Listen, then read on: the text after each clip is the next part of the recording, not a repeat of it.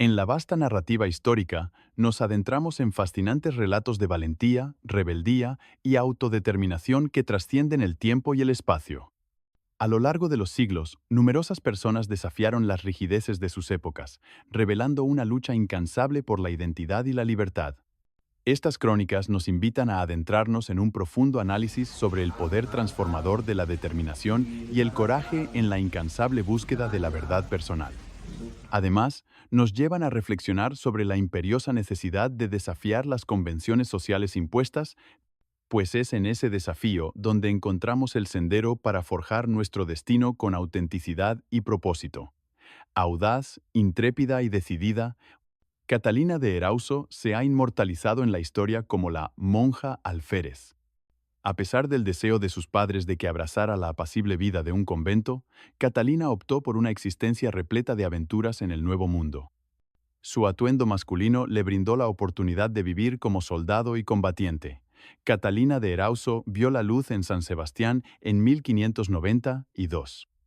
Sus progenitores, Miguel de Erauso y María Pérez de Gallara y Arce, ingresaron en el convento de San Sebastián el Antiguo junto a tres de sus hermanas a una edad muy temprana. Mientras que las otras tres hijas acataron con sumisión la voluntad paterna, Catalina manifestó desde temprano señales de desobediencia. En 1607, cuando Catalina aún era una adolescente, se vio envuelta en una disputa con otra novicia dentro del convento. Además de sufrir diversos golpes, fue confinada en una celda de castigo. En ese momento, la joven tuvo la certeza de que no pasaría el resto de sus días entre aquellos muros y decidió escapar. Los años siguientes, Catalina vagabundeó por distintas ciudades españolas con una identidad falsa. Vestida de abrigo, se hacía llamar con distintos nombres masculinos. Su aspecto físico, nada femenino, así como su porte varonil, ayudaron al engaño. En Sanlúcar de Barrameda, Catalina se embarcó rumbo a América. Después de desempeñar diversos oficios, se unió al ejército español, que en aquel entonces participaba en varias guerras de conquista. Gracias a su destreza con las armas y su habilidad en el combate, alcanzó el rango de alférez. Sin embargo, Catalina nunca dejó de verse envuelta en enfrentamientos, conflictos y duelos, lo que la obligaba a no permanecer mucho tiempo en un mismo lugar por temor a ser capturada. En un duelo, incluso llegó a acabar con la vida de su propio hermano, Miguel, quien descubrió su verdadera identidad segundos antes de su muerte. Finalmente, en 1623, fue detenida en Perú después de uno de tantos altercados.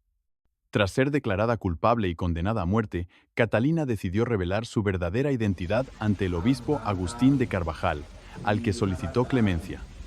Fue en ese momento cuando, tras casi 20 años de vida clandestina, descubrió que el pendenciero alférez español era en realidad una mujer que había sido monja. Unas matronas, además, certificaron su virginidad. Catalina había jugado sus cartas de manera astuta. Tras pasar un tiempo en varios conventos peruanos, fue enviada de regreso a España. Por consiguiente, el propio rey Felipe IV expresó su interés por conocerla y escuchar de primera mano su historia. El monarca español no solo confirmó su rango, sino que también le otorgó el permiso para seguir vistiendo atuendo masculino. Fue Felipe IV quien la honró con el nombre por el cual pasaría a la posteridad. Con su espíritu aventurero, no resultaba sorprendente que Catalina emprendiera nuevamente el viaje, esta vez por el viejo continente. Incluso llegó hasta Roma, donde el Papa Urbano VIII la recibió y respaldó la autorización del rey español para que continuara vistiendo como hombre. Catalina concluyó sus días en el Nuevo Mundo, específicamente en México, a donde viajó en 1630. Allí vivió los últimos 20 años de su vida. El costo de asistir al gimnasio es innegable. Es común inscribirse y, tras unos pocos meses, darse de baja. Sin embargo, esta tendencia no es nueva. En la época victoriana, el ejercicio físico comenzó a popularizarse como una forma de mejorar la salud y muchos médicos recetaban la gimnasia a sus pacientes. Pero, al igual que hoy en día, a muchos les resultaba difícil mantener una rutina de ejercicios regular. Por ello, buscaron soluciones innovadoras, máquinas que pudieran hacer el trabajo pesado por ellos o al menos hacer el ejercicio más llevadero.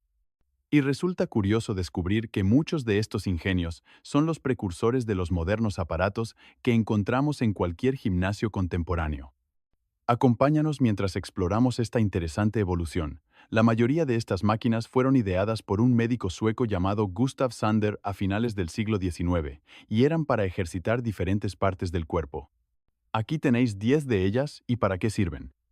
Como veréis, sus principios son muy similares a las que podemos encontrar hoy en día en cualquier sala de fitness. Eso sí, ellos no parecen realizar ningún tipo de esfuerzo. También es increíble la ropa que llevan para hacer gimnasia.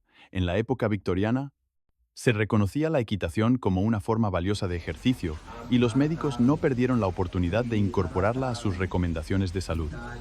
En este contexto, surge una ingeniosa máquina diseñada para simular el movimiento de montar a caballo. En ella vemos a una dama elegantemente sentada, adoptando una postura distinta a la tradicional, montando a mujeriegas en lugar de a horcajadas.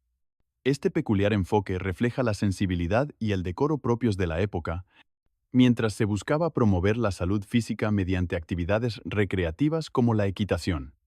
Este dispositivo está diseñado para estirar el tronco y fortalecer la musculatura de la espalda y los hombros. Su funcionamiento se basa en una polea que tensa una cuerda, la cual va desde la cintura y los hombros hasta un contrapeso. Este ingenioso mecanismo permite ejercitar de manera controlada y precisa los músculos implicados en la extensión y fortalecimiento del tronco. Contro. Este ingenioso dispositivo, dotado de un mecanismo rodante ajustable en resistencia, permitía ejercitar los pies, tobillos y piernas sin necesidad de quitarse los zapatos. Esta innovadora máquina proporcionaba una forma cómoda y eficaz de fortalecer y tonificar los músculos inferiores, promoviendo así la salud y el bienestar físico. Su diseño práctico lo hacía ideal para su uso en el hogar o en entornos clínicos, ofreciendo una manera conveniente de mantenerse activo y mejorar la condición física de manera accesible para todos. Este otro invento estaba diseñado para ayudarte a desarrollar unos bíceps bien tonificados. Con sus rodillos y pesos incorporados, permitía flexionar los brazos de manera cómoda y controlada. Este dispositivo ofrecía una forma eficaz de los músculos del brazo, facilitando el entrenamiento de los bíceps sin la necesidad de equipo adicional o pesas voluminosas. Presentamos el sorprendente masajeador abdominal circular, una innovadora alternativa para tonificar los músculos abdominales sin la necesidad de sudar haciendo abdominales tradicionales. Este ingenioso dispositivo utiliza rodillos para proporcionar un masaje suave y efectivo en la zona abdominal, evitando así el esfuerzo asociado con los ejercicios convencionales. Este representa el antecedente directo de la bicicleta estática moderna. Diseñado para fortalecer la musculatura de las piernas, este dispositivo ofrecía una alternativa conveniente para aquellos que deseaban ejercitarse sin tener que aprender a montar en una bicicleta convencional. Al simular el movimiento de pedaleo, este ingenioso aparato permitía realizar ejercicio cardiovascular y fortalecer los músculos de las piernas de manera segura y eficaz. Con el propósito de fortalecer los muslos, el Dr. Sander ideó este dispositivo que aplica golpes suaves en la musculatura de la pierna. Esta innovadora máquina proporcionaba una forma controlada y precisa de ejercitar los músculos de los muslos, contribuyendo así a mejorar la fuerza y la tonificación en esta área específica del C. Esta camilla ofrecía la posibilidad de estirarse y recibir un masaje de espalda completamente mecánico. Un rodillo ubicado debajo de la camilla se encargaba de proporcionar este masaje de manera eficaz. Este diseño permitía disfrutar de un alivio en la espalda mediante un masaje controlado y preciso, lo que lo convertía en una opción popular para aquellos que buscaban relajar los músculos y aliviar la tensión después de un día agotador. Este dispositivo fue inventado específicamente para el desarrollo de los tríceps. Es probable que hayas visto alguna variante muy similar en tu gimnasio habitual. Este dispositivo es un extensor de cadera y rodilla concebido para fortalecer estas áreas específicas del cuerpo. Su característica más destacada es la capacidad de ajustar la tensión, lo que permite adaptar el ejercicio al nivel adecuado para cada usuario. Una particularidad sorprendente de este aparato es que se puede utilizar con la levita puesta, lo que demuestra su eficacia sin necesidad de realizar un esfuerzo físico excesivo. Esta versatilidad y comodidad lo convierten en una herramienta práctica para aquellos que desean mejorar su fuerza y flexibilidad sin tener que realizar ejercicios extenuantes. A finales del siglo XIX, ya existían todos estos ingeniosos aparatos. Aunque hemos modernizado su diseño, la esencia es prácticamente la misma. La principal diferencia es que en aquella época quienes los utilizaban no sudaban, mientras que nosotros, con la práctica del ejercicio físico, sí. Esta disparidad nos hace reflexionar sobre cómo ha evolucionado la tecnología y la sociedad en términos de salud y bienestar físico a lo largo del tiempo. La Biblia ofrece un relato general de la historia del mundo, abordando la creación, la caída, la redención y el juicio final, de acuerdo con la voluntad divina, tanto para los vivos como para los fallecidos. Iniciando con el Antiguo Testamento, datado aproximadamente del año 300 a.C., se nos presenta la narrativa de la creación del mundo y de la humanidad, así como la historia de Adán. El Nuevo Testamento, por su parte, relata la redención de la humanidad desencadenada por la vida, muerte y resurrección de Jesucristo. Culmina con el libro del Apocalipsis, el cual proyecta el desenlace de la historia y el juicio final conforme a la soberanía divina.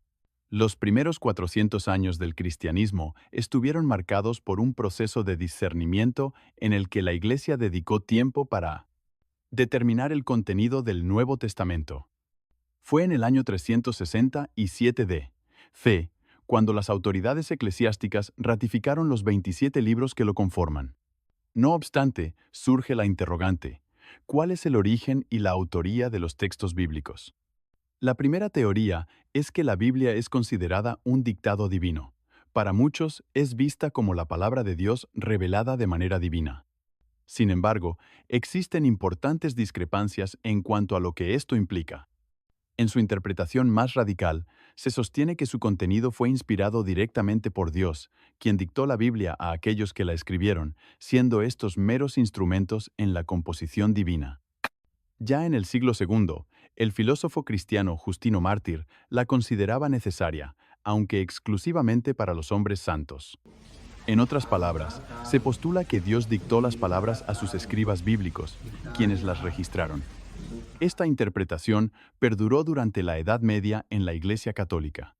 El teólogo católico Tomás de Aquino sostenía que cada palabra de las Sagradas Escrituras podría tener múltiples significados, lo que implica diversas interpretaciones. El movimiento de la Reforma Protestante se extendió por Europa en el siglo XVI, dando lugar a un nuevo conjunto de iglesias, además de las ya existentes tradiciones católicas y ortodoxas orientales del cristianismo. Los protestantes enfatizaron la autoridad de solo las Escrituras, lo que implicaba que el texto bíblico era la máxima autoridad sobre la Iglesia. Este enfoque reforzó la noción de que la Biblia era un dictado divino. Por ejemplo, el reformador protestante Calvino afirmó: plenamente convencidos de que los profetas no hablaron por iniciativa propia, sino que, siendo instrumentos del Espíritu Santo, solo expresaron lo que les fue encomendado desde el cielo. Este concepto de dictado divino se asociaba con la idea de que la Biblia no contenía errores, ya que las palabras habían sido dictadas por Dios. Durante los primeros 1700 años de la historia cristiana, esta premisa fue ampliamente aceptada. Sin embargo, a partir del siglo XVII, tanto la historia como la ciencia comenzaron a plantear dudas sobre la veracidad de la Biblia. Lo que antes se consideraba como verdad pasó a ser tratado como mito y leyenda.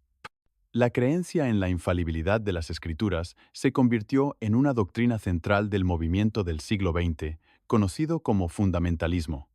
Una alternativa a la teoría de que la Biblia es un dictado divino es que es el resultado de la inspiración divina de sus autores.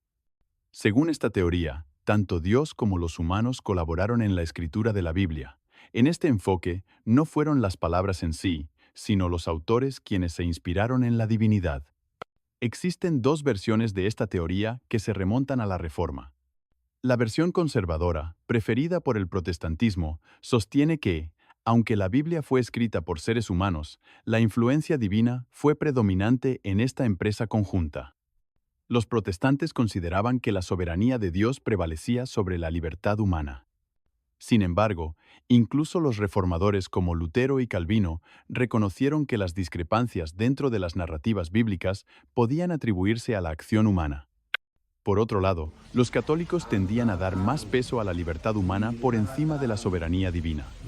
Algunos incluso insinuaron la idea de que la autoría humana tenía un papel fundamental y que la intervención de Dios solo se producía para prevenir errores. Por ejemplo, en 1625, Ja Bonferd expresó que el Espíritu Santo actuaba no dictando, sino como un vigilante. A principios de la década de 1620, el arzobispo de Split, Marco Antonio de Dominis, fue aún más explícito al distinguir entre las partes de la Biblia reveladas a los escritores por Dios y aquellas que no lo fueron. Según su criterio, en este último caso podrían haberse producido errores. La tercera teoría sostiene también que Dios inspiró a sus escritores, pero esta versión es más liberal. Durante el siglo XIX, tanto en los círculos protestantes como en los católicos, la teoría conservadora fue superada por una visión más liberal. Según esta perspectiva, los escritores de la Biblia fueron inspirados por Dios, pero al mismo tiempo eran productos de su época y sus escritos estuvieron influenciados por los contextos culturales en los que vivían. Este enfoque, aunque aún reconocía la importancia especial de la Biblia para los cristianos, permitía la posibilidad de errores humanos en los textos sagrados. Por ejemplo, en 1860, el teólogo anglicano Benjamin Jowett afirmó: cualquier verdadera doctrina de inspiración debe ajustarse a todos los hechos bien comprobados de la historia o de la ciencia. Para Jowett, mantener una postura rígida sobre la verdad de la Biblia frente a los avances de la ciencia o la historia resultaba perjudicial para la religión. A veces, sin embargo, resulta difícil distinguir entre una concepción liberal de la inspiración y la noción de que la inspiración carezca de significado alguno. En 1868, una iglesia católica conservadora rechazó la perspectiva más liberal y afirmó que Dios era el autor directo de la Biblia. El Concilio Vaticano I proclamó que tanto el Antiguo como el Nuevo Testamento fueron escritos bajo la inspiración del Espíritu Santo y tienen a Dios como autor. La cuarta teoría plantea que la gente escribió la Biblia sin ninguna proclamó que tanto el Antiguo. Intervención divina. Dentro de los círculos cristianos más liberales, para finales del siglo XIX, la noción de que la Biblia fue inspirada divinamente ya había perdido validez. Los cristianos liberales podrían unirse a sus colegas seculares al ignorar cuestión. Comenzó a aceptarse la idea de que la Biblia era una producción humana comparable a las preguntas sobre la autoría de cualquier otro texto antiguo. La respuesta simple a la pregunta, ¿quién escribió la Biblia?, se respondía diciendo que fueron los autores nombrados en la Biblia. Pero la idea de la autoría de la Biblia es compleja y problemática, como también lo son los estudios históricos de textos antiguos en general. Esto se debe en parte a que es difícil identificar a autores concretos. El contenido de los 39 libros del Antiguo Testamento es el mismo que el de los 24 libros de la Biblia hebrea judía. Dentro de los estudios modernos del Antiguo Testamento, ahora se acepta generalmente que los libros no fueron producidos por un solo autor, sino que fueron el resultado de historias largas y cambiantes. La autoría entonces no suele atribuirse a un solo escritor, sino a múltiples autores, editores y redactores, junto con múltiples versiones diferentes de los textos. Pasa algo muy similar con el Nuevo Testamento. Si bien a San Pablo se le atribuyen 13 cartas, existen dudas sobre la autoría de 7 de ellas. También existen disputas sobre la autoría tradicional de varias de las cartas restantes. El libro del Apocalipsis tradicionalmente se le atribuyó a Juan, discípulo de Jesús. Sin embargo, actualmente se acepta que él no fue su autor. Tradicionalmente se pensaba que los autores de los 4 evangelios eran los apóstoles Mateo, Juan, Marcos y Lucas, pero los evangelios fueron escritos de forma anónima y no se atribuyeron a estos personajes hasta los siglos II y III. Las fechas de creación de los evangelios también sugieren que no fueron escritos por testigos presenciales de la vida de Jesús. El evangelio más antiguo, Marcos, fue escrito unos 30 años después de la muerte de Jesús. El último evangelio, Juan, fue escrito entre 60 y 90 años después de la muerte de Jesús. Es evidente que el autor del Evangelio de Marcos se basó en las tradiciones que circulaban en la iglesia primitiva sobre la vida y las enseñanzas de J. A su vez, el Evangelio de Marcos sirvió como fuente principal para los autores de Mateo y Lucas. Cada uno de estos autores tuvo acceso a una fuente común de los dichos de Jesús, junto con material exclusivo de cada uno de ellos. En resumen, hubo muchos autores de los Evangelios. Curiosamente, otro grupo de textos conocidos como los apócrifos fueron escritos durante el período comprendido entre el Antiguo y el Nuevo Testamento. La Iglesia Católica y las tradiciones cristianas ortodoxas orientales los consideran parte de la Biblia, pero las iglesias protestantes no los consideran como libros autorizados.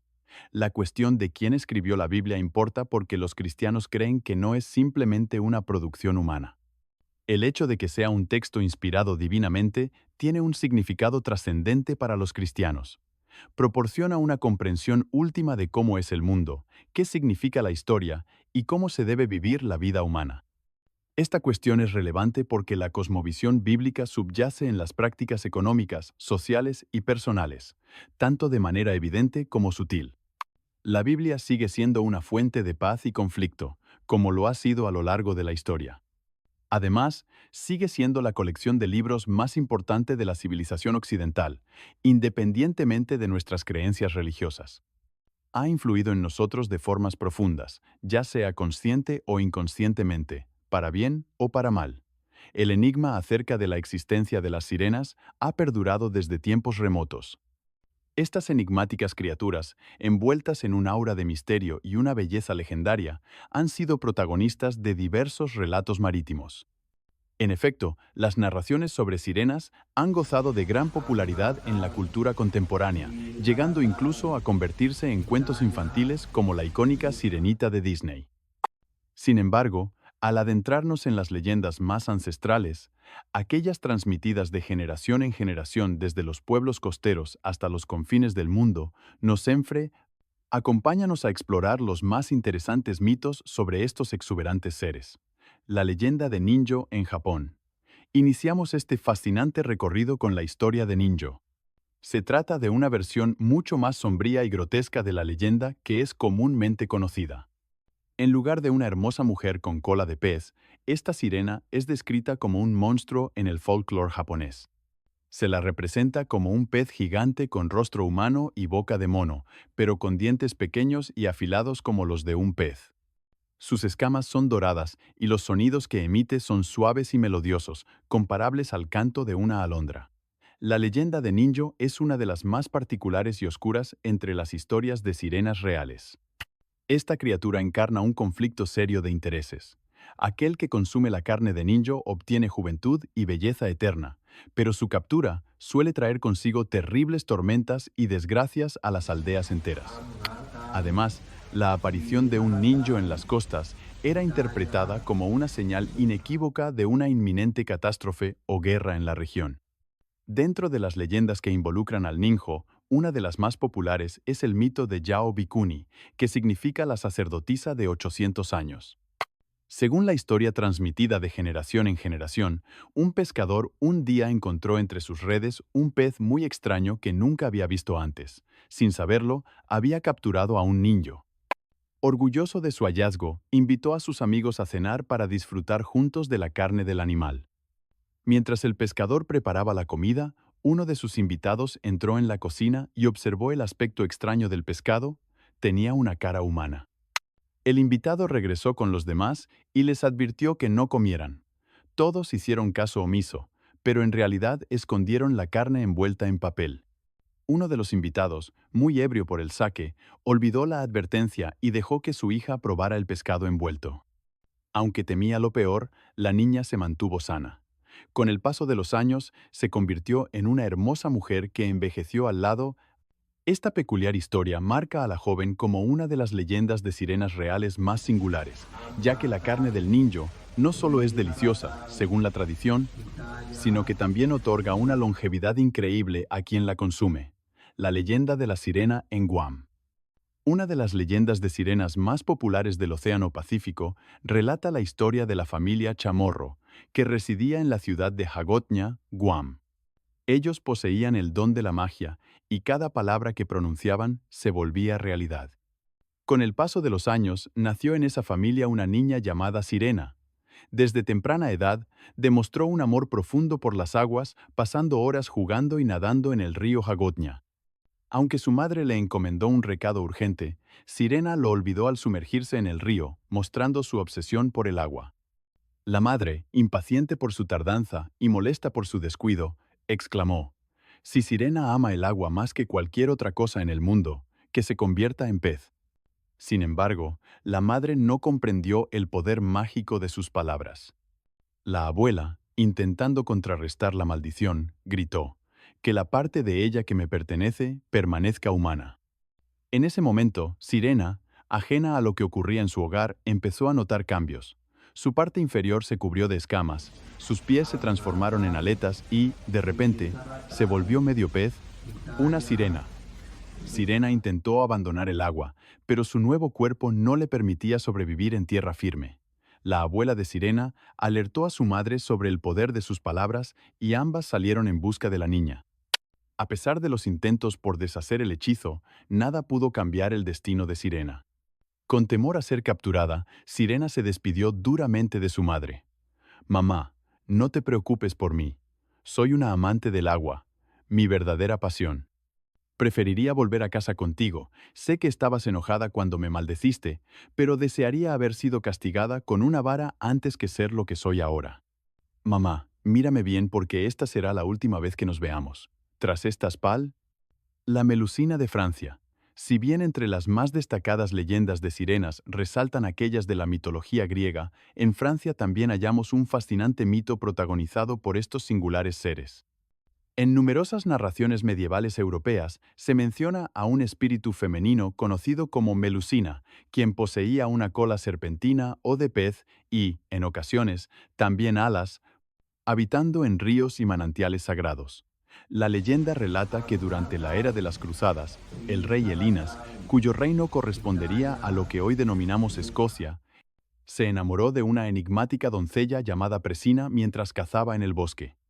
Presina resultó ser un hada, y, aunque Elinas le propuso matrimonio, ella aceptó con una única condición: consciente de los peligros que acechaban a los hijos nacidos de un humano y una criatura como ella, el rey debía permanecer fuera de la sala de partos y nunca bañar a sus descendientes. A pesar de su promesa, Elinas quebrantó las condiciones, lo que llevó a que Presina lo abandonara, huyendo hacia la isla de Avalón.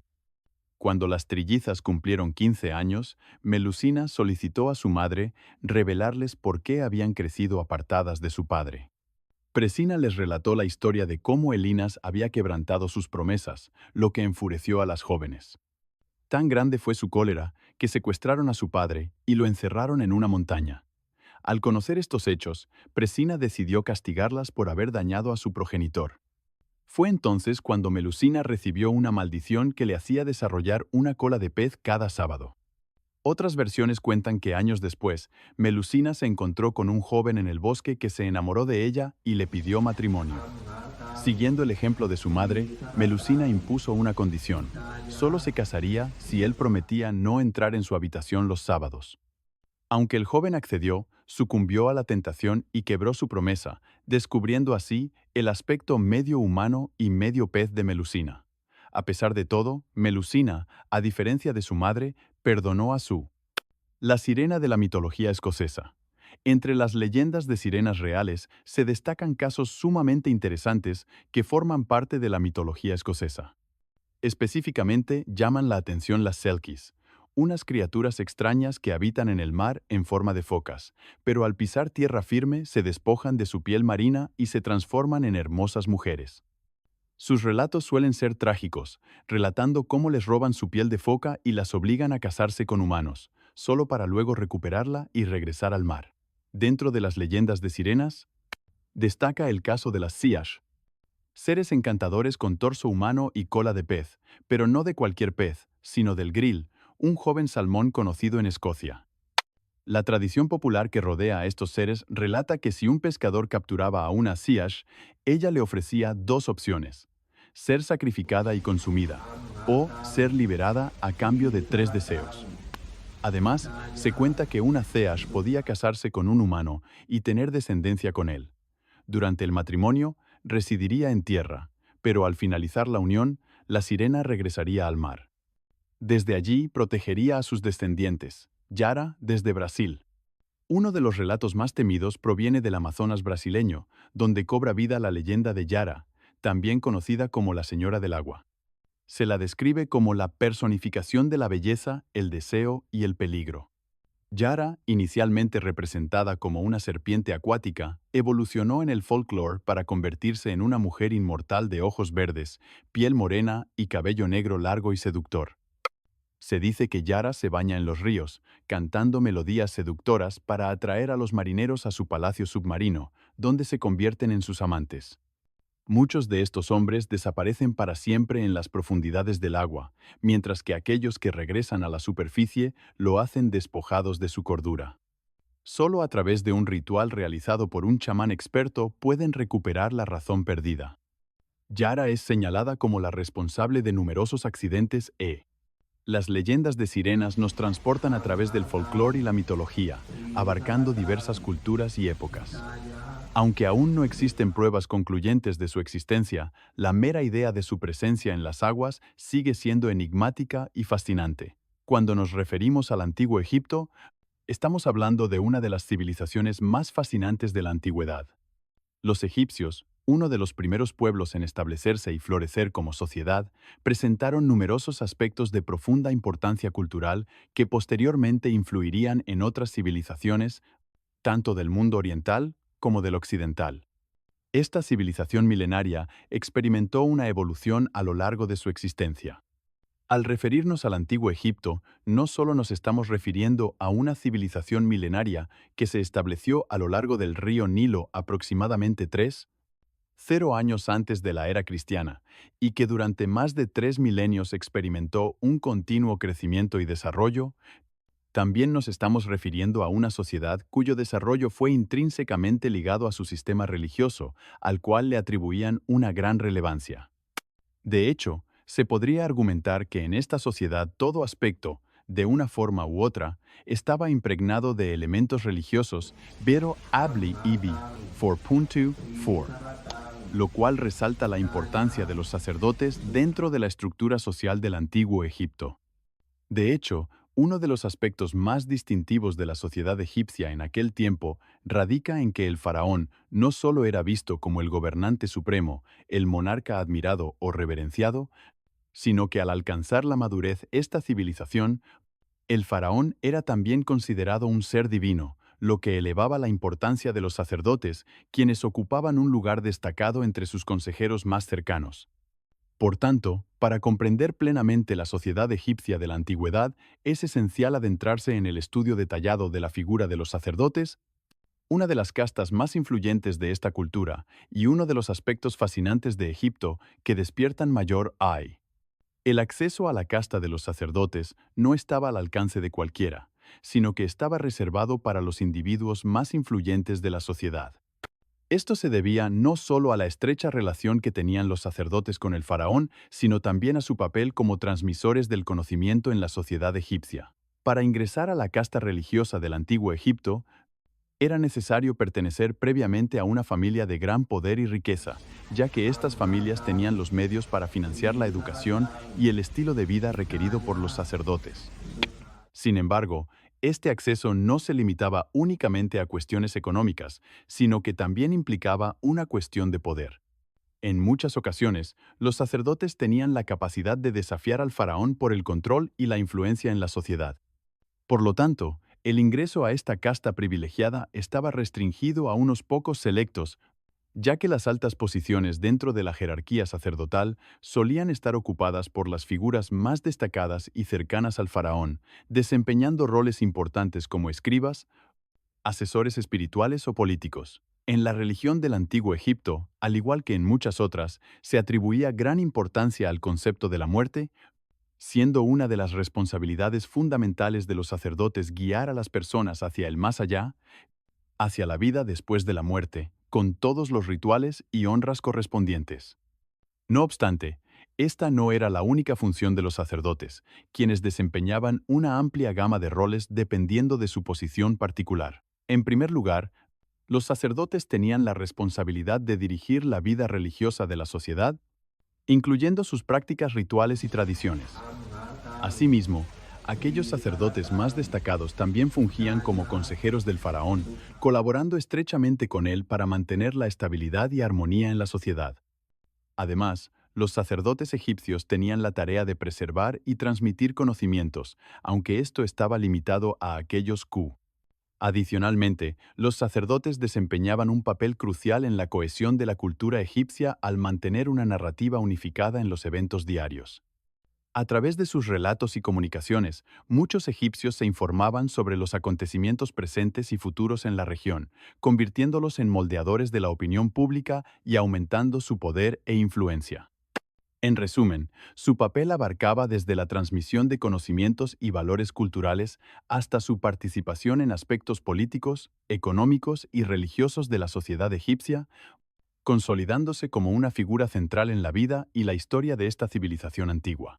Los sacerdotes del antiguo Egipto vestían ropas elaboradas con lino de la más alta calidad, ya que les estaba prohibido usar prendas de lana, algodón o cuero. Sus atuendos siempre lucían impecables y protegían sus pies con sandalias tejidas de palma, característicos del periodo. Además, durante mucho tiempo, los sacerdotes de esta época solían ser calvos, ya que se les requería raparse el cabello al comenzar su vida sacerdotal, una práctica obligatoria en el antiguo Egipto.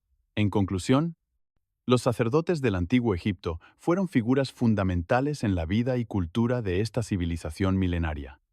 Estos líderes espirituales y custodios del conocimiento desempeñaron roles esenciales en la transmisión de tradiciones, la orientación espiritual y el mantenimiento del orden social. Su influencia perdura como un legado invaluable que nos permite comprender mejor la complejidad y grandeza de la antigua civilización egipcia. Independientemente de nuestras creencias, es innegable que la Iglesia Católica ha sido un pilar en la historia de la humanidad desde su fundación. Entre los relatos fundamentales de la fe cristiana, destaca la historia del Jardín del Edén. Los seguidores del cristianismo dedican sus vidas a creer en la existencia de ese paraíso terrenal del cual Adán y Eva fueron expulsados debido a sus pecados. Sin embargo, es posible que el Jardín del Edén haya existido. Para aquellos que cuestionan la fe católica y buscan respuestas más matizadas, surgen numerosas preguntas que conducen a investigaciones. Ahora, los investigadores se aventuran a responder la cuestión crucial: ¿dónde se encuentra el Jardín del Edén?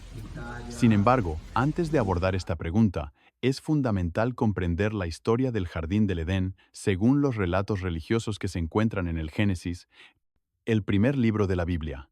El relato comienza con la creación del mundo, descrito en los primeros capítulos del libro sagrado. Según estos relatos, Dios dedicó 7 días a la creación, 6 días para formar la tierra, los campos, las montañas, los ríos, los mares, todas las especies animales y, por último, a los seres humanos. El séptimo día lo reservó para el descanso. Las Sagradas Escrituras relatan que Dios hizo nacer de la tierra todo árbol delicioso a la vista y bueno para comer. También el árbol de la vida en medio del huerto y el árbol de la ciencia del bien y del mal. Esta narrativa religiosa sobre el origen del mundo ha sido tradicionalmente considerada como una metáfora del origen del universo, lo que ha llevado a la ciencia a descartarla automáticamente. Sin embargo, la historia del Jardín del Edén trasciende hacia la antropología. Una serie de investigaciones han puesto su atención en el paraíso terrenal, sugiriendo algunas hipótesis sobre su ubicación geográfica. En resumen, el paraíso descrito por la religión podría haber tenido una localización geográfica específica. Los investigadores que se adentraron en la historia del Jardín del Edén primero se enfrentaron a la tarea de definir las características descritas en las Sagradas Escrituras para este lugar. Según los relatos, el Jardín del Edén era un vasto huerto lleno de vegetación exuberante, situado en una región conocida como Edén en el oriente. El Génesis también menciona que un río fluía desde el jardín para regarlo y se dividía en 4 grandes corrientes. Estos ríos eran el Pisón, el Gijón, el Hidekel y el Éufrates. El río Pisón, el Hidekel, es conocido hoy como el río Tigris, y el último río mencionado era el Éufrates. Partiendo de esta descripción, los investigadores desarrollaron teorías sobre la ubicación del Jardín del Edén. Juris Sarins, arqueólogo y profesor de la Universidad Estatal de Missouri, sugiere que el famoso paraíso podría haber estado en Irán. Por otro lado, John Morris, investigador de la Universidad de Oklahoma, argumenta que la historia del Jardín del Edén pudo haber comenzado en el Oriente Medio. Veamos con más detalle cada una de estas posibles ubicaciones que podrían haber sido el lugar donde existió el paraíso en la antigüedad. Una de las hipótesis más difundidas sobre la ubicación del Jardín del Edén hace referencia a Irán. En relación con los 4 ríos mencionados en la descripción bíblica, se postula que el actual río Karún, que fluye a través de las tierras de este país, podría ser el mismo que el antiguo Gijón que recorría el Edén. Además, se han encontrado antiguos textos sumerios que sugieren que el paraíso pudo haber estado ubicado en una llanura al norte de Irán, cerca de Tabriz. Otro país estrechamente vinculado a la historia del Jardín del Edén es Irak. Esta nación es reconocida como la antigua cuna de la civilización. Además, se destaca la presencia del río Éufrates, mencionado en el Génesis, que continúa atravesando el país en la actualidad. Otra posible ubicación del Jardín del Edén es Jerusalén. La fuente del río Gijón, mencionado en las páginas de la Biblia, se encuentra en esta región, lo que para muchos investigadores sugiere que aquí se encontraba el verdadero Jardín del Edén. La teoría más original sobre la ubicación del Jardín del Edén es la que lo sitúa en un exótico país sudamericano, Venezuela. El marinero Cristóbal Colón, conocido históricamente como el descubridor del continente americano, creía que cada uno de sus viajes estaba inspirado por la divinidad. Al llegar a tierras venezolanas, sintió que había encontrado el propio paraíso. Su hipótesis se sustentaba en otra teoría. Colón creía: la historia del Jardín del Edén nos sumerge en un universo donde la imaginación religiosa más tradicional se combina con el esfuerzo científico para asignar nombre, ubicación y explicación a todo lo que el ser humano ve, lee o conoce. La leyenda de La Llorona es una narrativa arraigada en el folclore y la mitología urbana de Latinoamérica. Se centra en una mujer que, tras perder a sus hijos e imposibilitada de recuperarlos, se transforma en un espíritu femenino que deambula por senderos y caminos, aterrorizando a quienes se cruzan en su camino. Los historiadores han debatido sobre el origen de la leyenda de La Llorona. Los relatos de los pueblos prehispánicos mencionan la presencia de seres fantasmales llorando cerca de los ríos, describiendo a una figura femenina con vestimenta semejante a la de los palacios. Este tema se encuentra documentado en escritos como los de Bernardino de Sahagún, quien recogió historias de los pueblos indígenas americanos. En México, se atribuye el nacimiento de esta leyenda a la diosa Cihuacóatl, cuya figura se adapta con la llegada de los adoradores españoles. Se especula que sus raíces pueden estar ligadas a deidades prehispánicas como Ahwime y Xonaxi-Quecuya, mientras que en Perú se relaciona más con el inframundo y la muerte, personificada en la diosa Ixtabay, conocida por seducir a los hombres en la selva mexicana. Esta diosa se comportaba de una manera muy particular. Atacaba y se abalanzaba sobre sus víctimas, abrazando sobre todo a los hombres, volviéndolos locos después que los seducía. Posteriormente, los asesinaba. Dicen que era muy atractiva y por eso los hombres se le acercaban. En toda esta variedad de historias ancestrales se le adicionó la tradición de los españoles, quienes con su llegada afianzaron la leyenda de La Llorona en ciertos pueblos colonizados.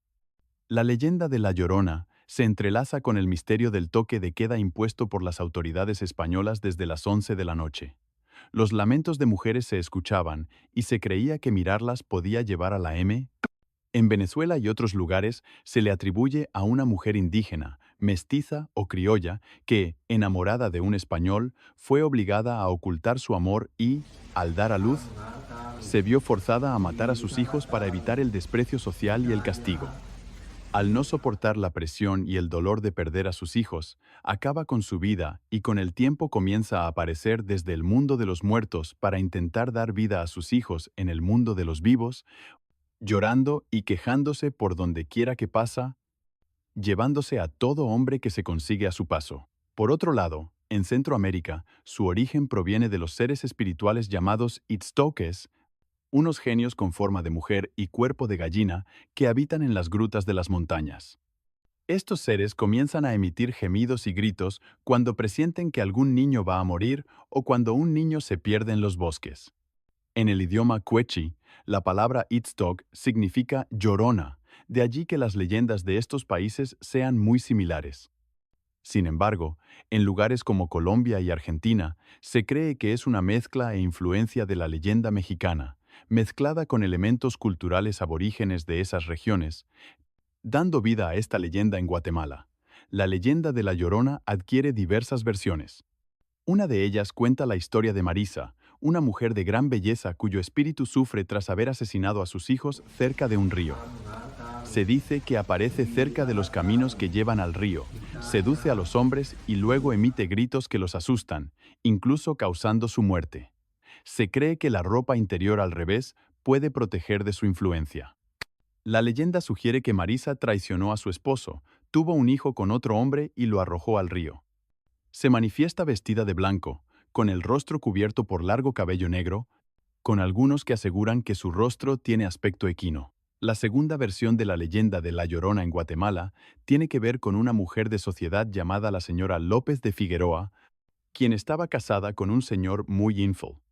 El hombre poseía una gran fortuna y consentía a su esposa en todos sus caprichos, tales como prendas, fiestas y todo lo que ella deseaba. En una de sus escapadas, la mujer quedó embarazada y tuvo un hijo del cual se tuvo que deshacer para no quedar desprestigiada en su entorno social. Esto la llevó a terminar con su vida. Desde ese momento, se aparece por todos los pueblos de Guatemala lamentándose y pagando su pena. La tercera versión de esta leyenda habla de una mujer muy pobre que vivía en un pueblito. Su esposo apenas ganaba algo de dinero para mantenerlos. Pasado un tiempo, habían tenido 4 hijos y el esposo se había enfermado gravemente. Ella se había quedado sin dinero para comer y dar alimentación a sus hijos. Un día los reunió con la idea de llevarlos de paseo al río. Cuando llegaron, comenzó a lanzarlos uno por uno buscando que se ahogaran. Sin embargo, los hijos lucharon y no murieron, por lo que regresaron donde su madre. Consternada por la aparición de los hijos, pensó que eran sus fantasmas. La mujer se llenó de miedo y decidió arrojarse al río. Desde aquel día, el espectro de la mujer se pasea por los caminos cercanos al río en un carruaje, llevando como destino la ciudad. En ella va emitiendo gritos ensordecedores, pidiendo ayuda para ubicar a sus hijos, preguntando dónde están. Luego regresa al río, se baja de la carreta y se arroja de nuevo donde desaparece. En México, los historiadores señalan que la leyenda de La Llorona tuvo origen en la Ciudad de México, extendiéndose luego a otros países latinoamericanos. Se presentan dos versiones. Una relata la historia de una mujer indígena que se casó con un soldado español, mientras que la otra, más antigua y menos conocida, describe a personas que viven cerca del lago de Texcoco y escuchan lamentos de una mujer que deambula por la zona lamentando la muerte de su hijo y la pérdida de su propia vida. Su nombre era Chocasíhuatl, una de las primeras mujeres que murió en el parto. Su espíritu, junto al de su hijo, flota en forma de calavera, atrapando a...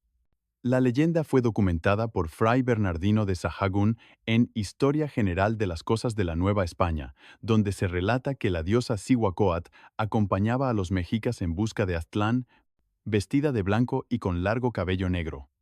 Su espíritu vagaba entre lagos y templos lamentando la muerte de sus hijos. Tras la colonización, se dice que una mujer vestida de blanco recorría las calles de la Ciudad de México y aún hoy se escuchan lamentos durante las noches y madrugadas.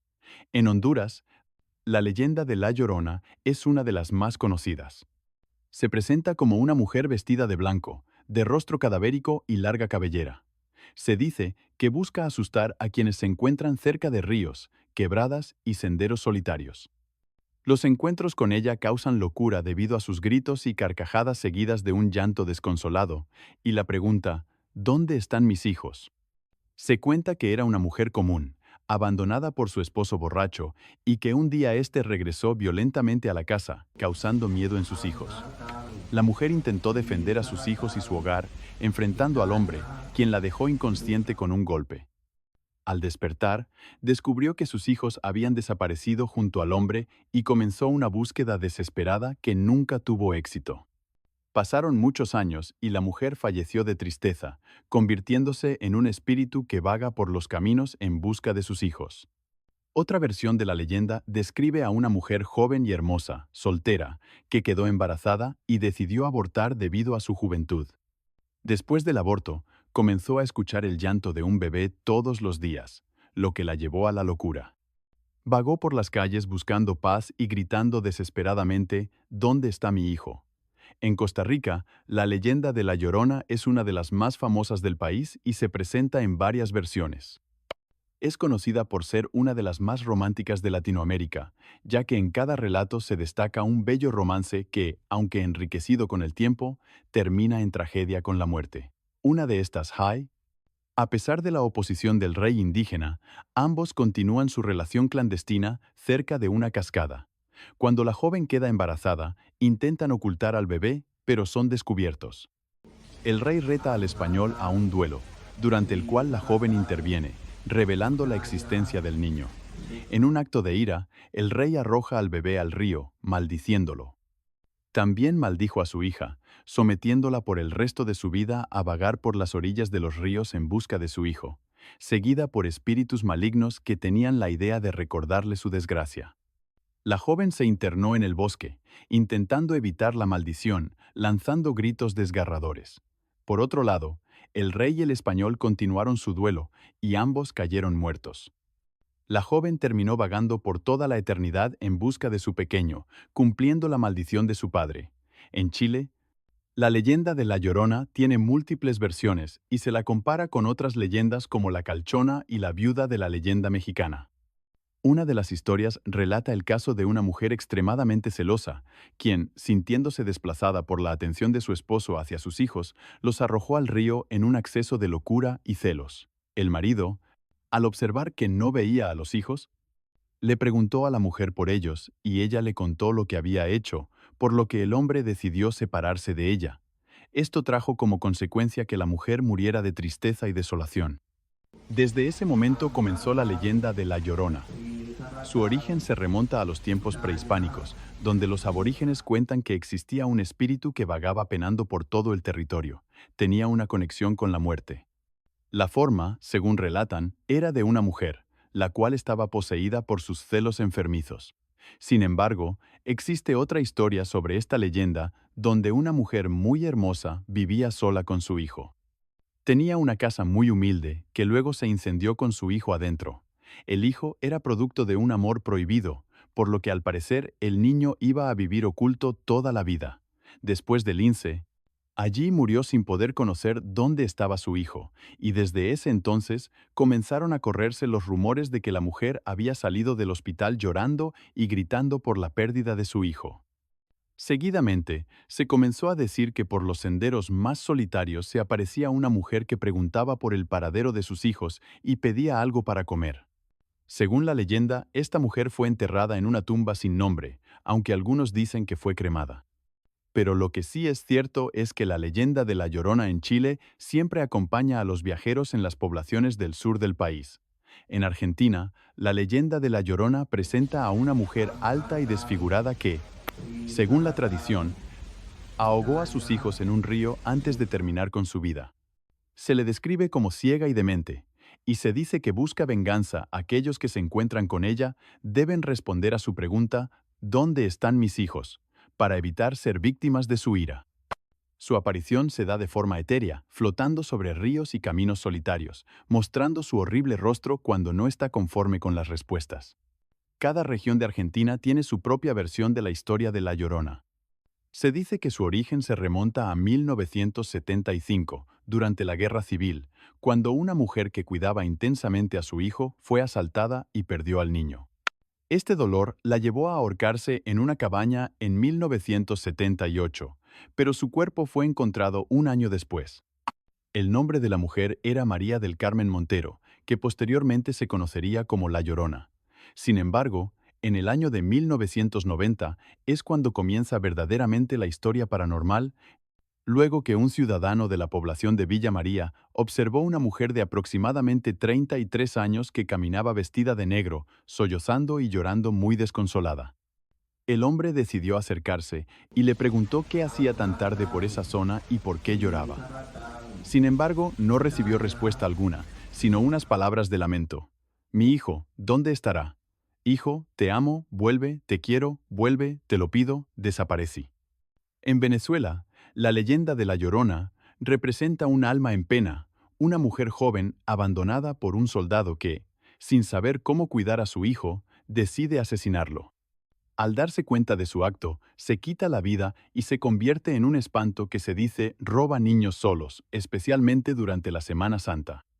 Arraigada en poblaciones llaneras como Guárico, Barinas, Portuguesa y Apure, esta leyenda ha inspirado numerosas canciones folclóricas. Se considera, junto a la Sayona, el Silbón y Florentino y el Diablo, como las más importantes dentro del culto mitológico venezolano. Ciertas historias la describen como una mujer que siempre se viste de blanco. Su cara nunca se puede mirar y ronda por las praderas y ríos buscando a sus hijos, preguntando dónde se encuentran. Algunas historias llaneras dicen que toma venganza de los hombres infieles, a quienes no solo asusta, sino que también es capaz de acabar con ellos. En Colombia, la leyenda de La Llorona es parte de la trilogía de leyendas más famosas, junto a la Tunda y la Patasola. Arraigada en el folclore colombiano, esta tradición describe a un espíritu errante que deambula por montañas, ríos y valles. Su largo cabello negro está adornado con cocuyos, mariposas y luciérnagas. Su cara tiene el aspecto de una calavera, donde en la parte de los ojos tiene dos bolas que giran entre sí. De la nariz cuelga un cordón umbilical y en la boca lleva un tallo de una rosa que muerde con sus grandes dientes. El origen de esta leyenda se remonta a los tiempos de la colonia, cuando las personas describían a una mujer que deambulaba por los pueblos y gritaba de dolor por la muerte de su preciado hijo. Otra versión de esta leyenda habla sobre una mujer cubierta de harapos sucios con el rostro de un cadáver, pero que en vida era una mujer muy hermosa, con unos ojos deslumbrantes que atraían la atención de los hombres. También hay otra versión que cuenta de otra mujer, la cual se aparece en los pueblos rondando las casas y asomándose por las ventanas en busca de sus hijos asesinados por E. En muchas regiones de Colombia se refieren a esta leyenda con características muy peculiares. Los detalles varían en función de la indumentaria y la forma de asustar a las personas. Del resto, las características físicas siempre son las mismas. En Ecuador, la leyenda de La Llorona presenta una interesante versión. Se relata sobre una mujer que, tras sufrir el abandono de su esposo, ahoga a su hijo en un río por desesperación. Arrepentida, se lanza a buscarlo, convirtiéndose en un espíritu errante que corta el dedo meñique de aquellos que encuentra como venganza.